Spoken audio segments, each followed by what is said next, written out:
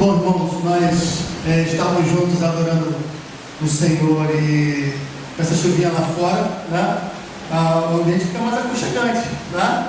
E isso é muito legal, podemos estarmos juntos aqui adorando o Senhor, bendizendo ao Senhor por todas as suas misericórdias, por toda a sua bondade, por todo o seu amor. E nós vamos fechar hoje, né, o livro de Ruth, capítulo 4, né? Abram suas Bíblias ali em Ruth, né? Nós vamos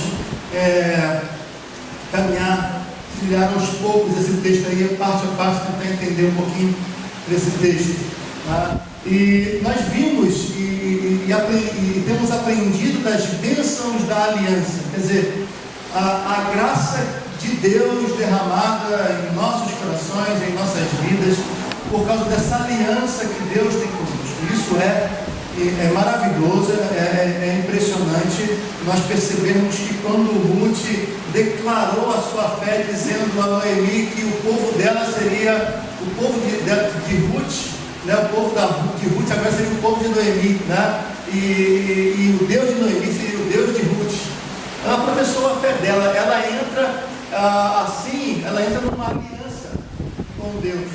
E aí vimos que essa decisão foi a decisão mais acertada que pode acontecer na vida de uma pessoa: entrar em aliança com Deus, obviamente movido pelo poder de Deus, pela graça de Deus. Depois vimos os benefícios dessa aliança. Quando alguém entra nessa aliança, o cuidado que Deus tem, né? A proteção que Deus dá, a provisão que Deus dá. Nós vimos também a acolhida de Deus por meio do seu povo.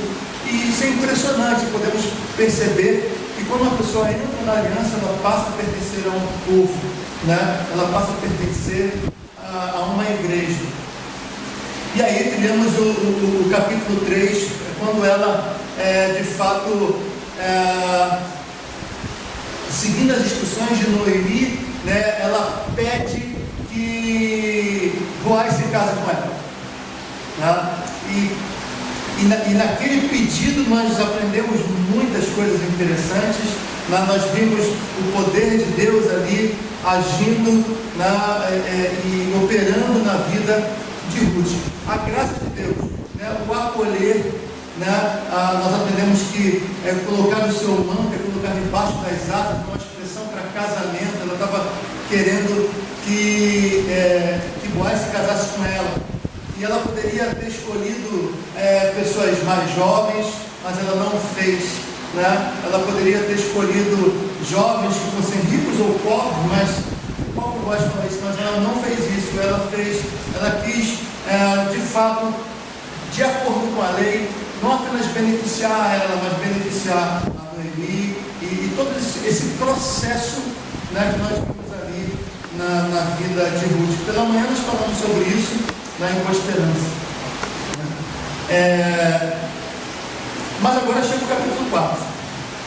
O capítulo 4 ele é impressionante porque justamente relata, ele é dividido em basicamente duas partes. A primeira parte do capítulo 4 é a maior parte, obviamente, é toda a sessão que acontece o acordo de Boaz com aquele que seria o resgatador na preferência. Por quê? Porque ele era o texto, ele se coloca de maneira muito interessante, né? Ele não diz o nome de quem era o resgatador. O texto, a tradução na revista atualizada coloca o nome do cara como fulano, né? Ó fulano. Então fulano, filho de Beltrano, né? Uma coisa assim. Não é interessante identificar o cara. Isso não interessa, porque quem escreveu já sabia o resultado final da história, né? O que ia acontecer. Identifica como fulano, né? Então ele faz esse acordo com esse fulano, né? Com essa pessoa. E esse acordo ele é feito de maneira muito interessante. Então essa primeira sessão, a maior parte do capítulo é o acordo que Boaz faz com fulano, né? E depois a segunda sessão é o resultado desse acordo, o resultado desse contrato que é feito, né, entre Boaz e fulano, né? Aquele que seria o resgatador na preferência, na dianteira, em primeiro lugar. Muito bem. Como é que foi feito esse acordo? Então nós vamos analisar esse acordo paulatinamente nas sessões do texto, e no final a gente tem umas lições para a gente, tá ok? Primeiramente, esse acordo foi feito imediatamente, né? E é curioso que no final do capítulo 3 nós vemos ali Noemi falando que este homem, quer dizer, Boaz, ele não descansaria enquanto não resolvesse essa questão hoje mesmo. Foi isso que Noemi falou para Ruth, e não deu outro. Capítulo 4 inicia já com Boaz, e dizendo assim: Boaz subiu à porta da cidade e assentou-se ali. Eis que o resgatador de que Boaz havia falado ia passando. Então lhe disse: ó fulano, chega-te para aqui e assenta-te. Ele se virou e se assentou. Então Boaz tomou 10 homens dos anciãos da cidade e disse: assentai-vos aqui, e assentaram-se. Então até aqui, o acordo foi feito imediatamente. Isso mostra o desejo intenso que o Boaz tinha de resolver essa questão, tá? Que era uma questão importante para ele, obviamente movido pelo amor que ele tinha por Ruth e pela honestidade que ele tinha, pelo desejo de resolver essa questão de maneira muito clara, de maneira muito rápida, tá? E ele faz isso. Ele subiu a porta da cidade. Essa expressão é muito interessante, né? Porque a porta da cidade é onde todos passavam. Quando ele diz, por exemplo, para Ruth, que todos na cidade já tinham uma mulher virtuosa, algumas traduções dizem que todos à porta da cidade já tinham uma mulher virtuosa. Por quê? Porque todos passavam pela porta da cidade. Era uma local onde todos passavam. Ele queria falar com o tal do fulano. Aonde que ele vai encontrar o cara? Na porta da cidade. Ele vai lá, se assenta e espera o cara chegar. E ele chega, Boaz o chama, né? Assenta aqui, vamos conversar. Mas ele não se assenta com ele sozinho. Dos anciãos, ele chama 10 anciãos e coloca os 10 anciãos ali assentados com ele, e para iniciar essa conversa. Isso ele fez logo pela manhã. Isso ele fez rapidamente. Isso é muito importante. O acordo foi feito imediatamente. Outra maneira de identificar como é que foi feito esse acordo é compreender que esse acordo foi feito honestamente. Ok? A partir do versículo 3 diz assim: disse ao resgatador: aquela parte da terra que foi de Elimeleque, nosso irmão, Noemi, que tornou da terra dos Moabitas, a tem para venda. Resolvi, pois, informar-te disso e dizer-te: compra na presença destes que estão sentados aqui e na de meu povo. Se queres resgatá-la, resgata. Se não, declara-me para que eu o saiba. Pois outro não há senão tu que a resgate, e eu depois de ti. Respondeu ele: eu a resgatarei. Disse, porém, Boaz: no dia em que tomares a terra da mão de Noemi, também a tomarás da mão de Ruth, a Moabita, já viúva, para suscitar o nome do esposo falecido sobre a herança dele. Até aqui, tá? Depois nós temos a resposta desse primeiro resgatador aí.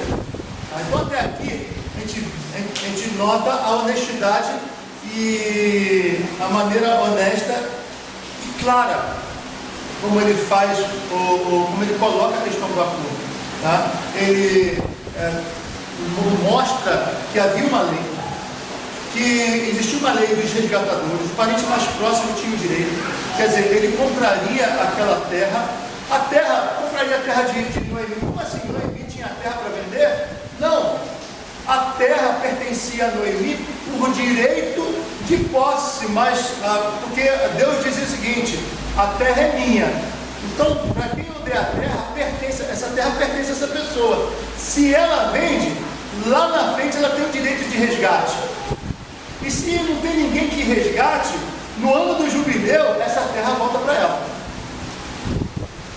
Então, no final das contas, as famílias não perdiam sua terra. No ano do jubileu, elas recebiam a terra de volta. Ok? Só que no ano do jubileu, se não me engano, era 50 anos. 50 anos. Quer dizer, a pessoa ali não recebia de volta, né? O filho, o neto ia receber de volta. Então, a ideia do resgate é que a terra de fato era de Noemi, mas ele resgataria no sentido de que ele compraria, e ele, ao casar-se com Ruth, tudo ficaria ali em família, e obviamente ela teria uma terra para cuidar, né? Ela teria uma terra de onde tiraria o seu alimento, o seu sustento. Muito bem, ele faz isso e ele coloca as claras disso. Olha só, no dia em que você tomar a terra da mão de Noemi, também tomarás da mão de Ruth, porque ela é casada, ela foi casada, viúva do esposo dela faleceu, Malom, e você precisa resgatar também, faz parte, você precisa casar com ela. Alguns estudiosos vão dizer que aqui tem duas leis: a lei do resgatador, que é aquele que compra a terra, e a lei do levirá, que é aquele que casava com a pessoa para dar nome, né, para manter o nome da pessoa falecida. E alguns vão dizer que naquela época essas duas leis estavam intimamente ligadas. Se você resgatasse a terra que pertencia a uma viúva, você tinha que casar com ela. E foi exatamente isso que aconteceu aqui, né? E ele fala disso. Só que esse fulano, ao que parece, né, nós vamos ver mais à frente, ele não quis fazer isso, né? E a gente vai tentar entender por quê. Então, à primeira vista,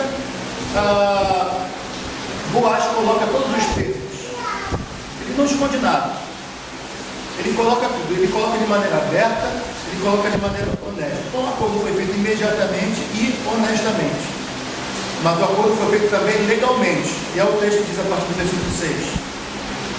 Então disse o resgatador: para mim não a poderei resgatar, para que não prejudique a minha. Redime tu o que me cumpria resgatar, porque não poderei fazê-lo.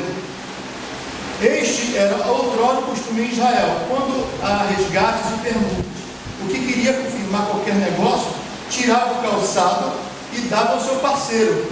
Assim se confirmava o negócio em Israel. Disse, pois, o resgatador a Boaz: compra a tu, e tirou o calçado. Então existia uma lei, né? Não se assinava um contrato naquela época. Você pegava o sapato e dava para o cara. Aí se o camarada questionasse: olha o sapato aqui, ó. Mas é claro que isso era um símbolo. A coisa era feita na frente do testemunho, era feita na frente dos anciãos, né, da cidade. Então, o que eu quero colocar aqui é que isso não foi feito levianamente, foi feito legalmente, foi feito de acordo com a lei, foi feito de acordo com os costumes. Ele não quebrou, ele não fez as coisas por debaixo dos panos. Ele realmente ali, ele correu o risco de perder Ruth. Ele podia, de repente, usar de algum artifício, ele podia mentir, né? Mas ele era honesto. Ele botou tudo em cima da mesa, né? E fez tudo legalmente. Tudo legalmente. Mas o que acontece? A terra dele e o filho que ele teve, obviamente, com Ruth, Obed, ele foi herdeiro daquilo que ele tinha. Se ele já tinha alguma coisa antes, ainda juntou com a herança, com aquilo que ele comprou de Noemi, aquilo tudo ia para os filhos, aquilo tudo ia para Obed. Foi essa questão que fez o primeiro resgatador voltar atrás. A opinião de alguns estudiosos vão dizer o seguinte: ele temeu de que o herdeiro que ele teria com Ruth, né, levasse e o outro filho dele, que talvez ele tivesse, saísse no prejuízo. Ele não queria que isso acontecesse, né? Então ele simplesmente não quis fazer o resgate. Era um negócio meio complicado não resgatar. Se a pessoa podia resgatar e não resgatava, né, a viúva, ela podia reclamar diante dos anciãos, cuspir na cara do sujeito, né, e bater, tirar o sapato e bater a poeira. Talvez esse costume, alguns vão dizer, de tirar o sapato e dar, né, tenha vindo daí, lá de um passado remoto. Negócio da tradição. Muito bem. Mas o que estava em jogo ali, ele não corria esse risco, por quê? Porque Boaz colocou tudo na mesa, Boaz queria casar com ele. E o cara viu a oportunidade de sair fora. E ele saiu. Né? E aí a coisa foi feita de maneira legal. Tudo na frente dos anciãos, tudo de acordo com a lei. Ok? No lugar ela foi feita publicamente, ela não foi feita, terceiro lugar, ou melhor, quarto, foi feito publicamente. Então Boaz disse aos anciãos e a todo o povo, veja como se repete a palavra testemunhos. Veja a todo o povo, sois hoje testemunhas de que comprei da mão de Noemi tudo que pertencia a Elimeleque, Quilion e Malom. E também tomo por mulher Ruth, a Moabita, que foi esposa de Malom, para suscitar o nome deste sobre sua herança, para que este não seja exterminado dentre os seus irmãos e da porta da sua cidade. Disto sois hoje testemunhas. Todo o povo estava na porta e os anciãos disseram, somos testemunhas. O Senhor faça a esta mulher que entra na tua casa como a Raquel e como a Lia, que ambas edificaram a casa de Israel. E tu, Boaz, ate valorosamente em Efrata e faz-te nome afamado em Belém. Seja a tua casa como a casa de Perez, de Tamar, teve de Judá, pela prole que o Senhor te der dessa jovem. Então, já não estava ali apenas os anciãos, tinha um grupão ali assistindo aquele negócio. O pessoal estava na porta da cidade, o pessoal chegou e vinha passando, e eles viram anciãos ali e começaram a falar, o que será que está acontecendo aqui? Daqui a pouco para. Já viu quando acontece um problema na rua, as pessoas começam a juntar? Aconteceu exatamente, as pessoas começaram a juntar ali. Não era algo corriqueiro que estava acontecendo ali, era algo importante. O nome das famílias, a manutenção do nome das famílias era importante. O que Boaz estava fazendo era algo extremamente honroso. E o povo gostou disso.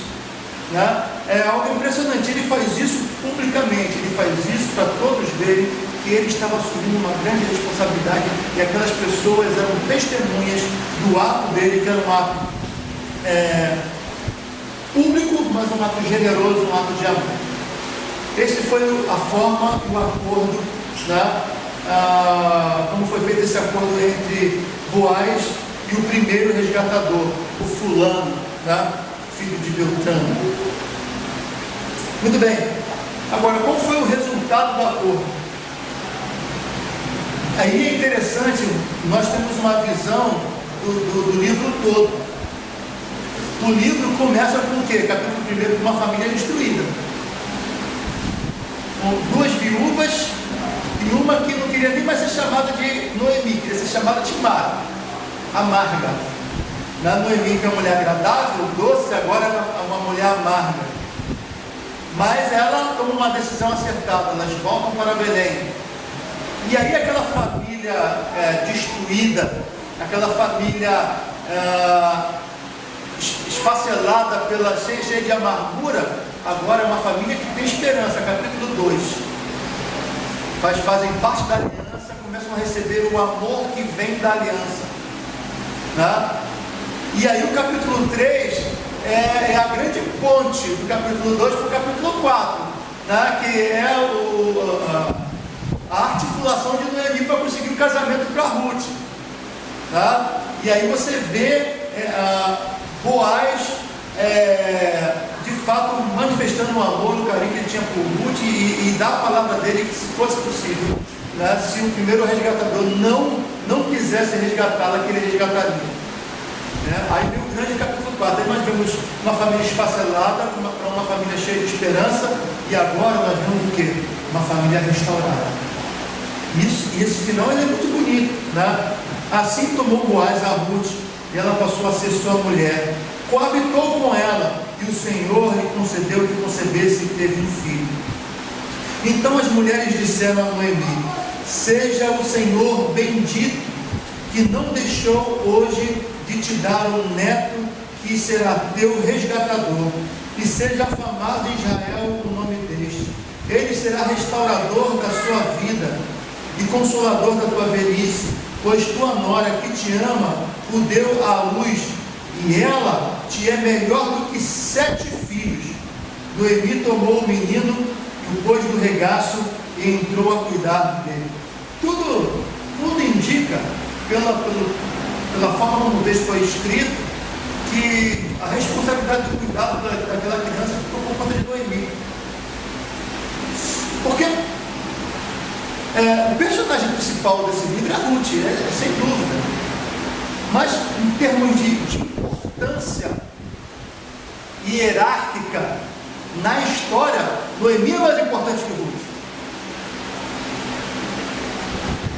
Ruth foi muito importante para que Noemi tivesse a sua vida resgatada, a sua vida restaurada.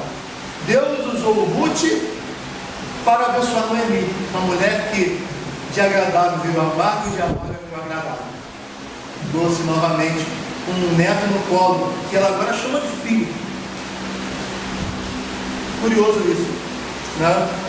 E algo impressionante. Então, o primeiro resultado desse acordo é a restauração da família. Tá?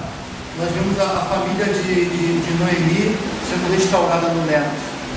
Vemos o nome dos filhos de Noemi prevalecendo, no caso de Malom, né? Prevalecendo a descendência. Né? E vemos Ruth, agora que era uma moabita idólatra, né? Agora dentro do povo de Deus, restaurada, abençoada e mãe. Isso é maravilhoso, né? Então, a restauração da família. Mas o outro ponto aqui, como resultado desse acordo, que é o principal, a meu ver, é que isso resultou também na glória de Deus e na salvação de nossas próprias vidas. Tá? E é o que está no que esse texto da parte final busca demonstrar para a gente. Diz assim: as vizinhas lhe deram o nome dizendo: a Noemi nasceu um filho e lhe chamaram Obed. Este é o pai de Jessé, pai de Davi. São estas, pois, as gerações de Perez. Perez gerou a Esrom. Esrom gerou a Rão. Rão gerou a Aminadab. Aminadab gerou a Naasson. Naasson gerou a Salmão. Salmão gerou a Boaz. Boaz gerou a Obed. Obed gerou a Jessé. Jessé gerou a Davi. Isso é muito importante. Os irmãos vão se lembrar que quando Jesus uma vez estava caminhando com seus discípulos, né, tinha um cego na estrada e gritava em alta voz: filho de Davi, tem misericórdia de mim. Essa palavra filho de Davi, tem misericórdia de mim. Esse filho de Davi é uma palavra messiânica, uma expressão messiânica, dizendo que aquele que andava ali era o prometido Messias, o filho da raiz de Davi. Então veja a importância de Obed. Obed gera Jessé, Jessé gera Davi. Essa é quando vocês lerem uma genealogia na Bíblia, leve em consideração que essa genealogia ela não está ali à toa. A importância que eles dão à genealogia é justamente a preservação do povo de Israel e também o relato que o povo do Novo Testamento coloca. Mateus, você vai ver a genealogia de Jesus, os outros evangelhos você vai ver também, e você vai perceber ali, né, que eles estão dando essa importância pela genealogia, porque Deus estava mantendo a raiz de onde viria o seu filho. Por isso que o nascimento de Obed é tão importante para a gente. É tão importante para as nossas vidas. Eu queria que a gente aprendesse algumas coisas que são muito importantes. Primeiramente, o caráter de Boaz. 3 coisas que são características ali em Boaz nesse acordo: santidade, integridade e generosidade. Por que santidade? Santidade você faz um contraste com o pecado. O que é pecado? Pecado, diz o catecismo, é toda a falta de conformidade com a lei de Deus. É isso? Então, sempre que você quebra a lei, você está pecando. Toda vez que você age de acordo com a lei, de acordo com a vontade de Deus, você está vivendo uma vida santa. Quando você percebe, Boaz, um zelo pela lei, um camarada que de fato tinha uma percepção daquilo que era correto, daquilo que Deus, aquilo que agradava a Deus, você vê nele santidade. Você vê nele integridade ao agir de maneira clara e diante de testemunhos. Ele queria fazer aquilo que era certo. Você vê nele generosidade, porque ele queria abençoar a Ruth, mas queria abençoar a Noemi, queria abençoar a família de Elimeleque e seus parentes. Generosidade em todo o percurso do livro, toda vez que ele se encontra com Ruth, ele devolve ela para Noemi cheia de alimento. Generosidade. Quando você percebe essa generosidade que de fato busca numa mulher a virtude, você remete, obviamente, e desde guardando as devidas proporções, ao caráter santo e perfeito de Jesus, que é o nosso resgatador. Ele é o nosso resgatador. Nele há todos os atributos de Deus. Então, ele é perfeito em santidade, ele é perfeito em integridade, ele é perfeito em generosidade, ele nos ama abundantemente, ele nos tomou para si como sua noiva, e ele nos resgatou morrendo na cruz, e ele se torna aquele que é o nosso sustentador. E aí você vai ver a questão de ele ser o filho de Davi. Então, Romanos, capítulo 1, versículos de 1 a 6, o apóstolo Paulo vai fazer a grande introdução à carta aos Romanos, que nós já aprendemos, já tratamos dessa epístola toda.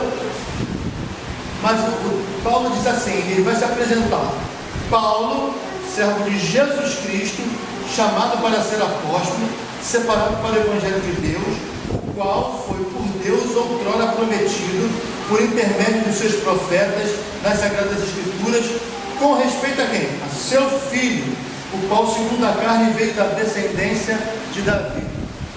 Isso aqui não está aqui à toa. Veio da descendência de Davi. E foi designado Filho de Deus com poder, segundo o Espírito de Santidade, pela ressurreição dos mortos, a saber, Jesus Cristo, nosso Senhor, por intermédio de quem viemos a receber graça e apostolado, por amor do seu nome, para obediência por fé entre todos os gentios, de cujo número sois também vós, chamados para ser de Jesus Cristo. Jesus Cristo, ele é o Filho de Davi.